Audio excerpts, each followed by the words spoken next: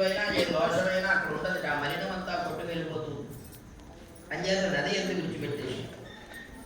మూడవ భాగాన్ని పర్వతాలపైన వృక్షాలపైన వేస్తారు. ఎందుకంటే ప్రతి ఒక్కరూ పర్వత శిఖరాన్ని అధిరోహించలేరు, వృక్షం చెట్ట చివరి భాగాన్ని నిలబడలేరు. అంచేత ఎవరికి ఆ దోషం పట్టదు, ఆ దోషం అలా ఉంది. అయితే ఈ నాలుగవ భాగాన్ని ఎలా విసర్జన చేస్తామంటే స్త్రీ యొక్క రజస్సు సమయాన్ని విడిచిపెట్టేస్తాం. బహిష్టు అవుతూ ఉంటారుగా, ఆ రజస్సు సమయంలో విడిచిపెట్టాలి.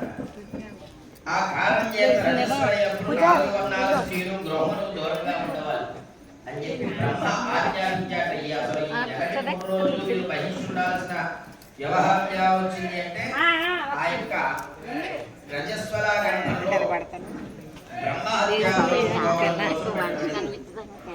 అలాగే గృహానికి దూరంగా ఉండాలి అంటే ఇదివరకు పూర్వంలో రజస్వల గృహం అనే గృహాలు ఉండేవి. అంటే మన కాలమానం పెరిగిపోతూ ఉండడం చేత కొన్ని చూడకుండా ఉండిపోయాం. కానీ బహిష్ట అవగానే ఇంట్లో అత్తగారితో భర్తతో చెప్పి చెంగు మూత వేసుకుని ఆ గ్రామం చివర మేరకు ఒక ఆలయం, ఒక గృహం కట్టేవారు. దాంట్లో 3 రోజులు ఉండి 4వ రోజు స్నానం చేసి ఇంటి పెరట్లో నిద్రించి